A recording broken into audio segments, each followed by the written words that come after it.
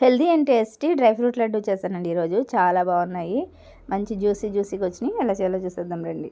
400 grams dates అన్ని seeds తీసేసి ఇలా మిక్సీ జార్లో వేసుకుని మిక్సీ పట్టుకుని పక్కన పెట్టేసుకోండి. కడాయి హీట్ చేసుకుని 2 స్పూన్స్ వరకు నెయ్యి వేసుకుని కట్ చేసిన బాదం ఇంకా జీడిపప్పు వేసుకుని దోరగా ఫ్రై చేసుకోండి. మంచి కలర్ వచ్చేంత వరకు ఫ్రై చేసుకుని ఒక మిక్సింగ్ బౌల్లోకి తీసేసుకోండి పక్కకి. అలాగే అదే కడాయి పెట్టుకుని మళ్ళీ 2 స్పూన్స్ నెయ్యి వేసుకుని కిస్మిస్ పిస్తా పప్పు వేసుకుని దోరగా వేయించేసుకోండి. అవి కొంచెం వేగిన తర్వాత పంప్కిన్ సీడ్స్ సన్ఫ్లవర్ సీడ్స్ కూడా వేసుకుని దోరగా వేయించేసుకోండి. అవి కొంచెం వేగిన తర్వాత కట్ చేసిన అంజీర్ ముక్కలు కూడా వేసుకుని కొద్దిసేపు వేయించేసుకోండి. ఇవన్నీ కూడా మిక్సింగ్ బౌల్లోకి తీసేసుకోండి. సిమ్లో పెట్టుకుని దోరగా వేయించుకుంటే మంచి అరోమా వస్తుందన్నమాట. ఇవన్నీ వేయించినప్పుడు సిమ్లో వేయించుకుంటే బాగుంటుంది. అలాగే అదే కడాయి పెట్టుకుని మనం మిక్సీ పట్టుకున్న డేట్స్ పేస్ట్ కూడా వేసేసుకుని ఇది కొంచెం సాఫ్ట్ అయ్యేంత వరకు వేయించేసుకోండి ఆయిల్లో.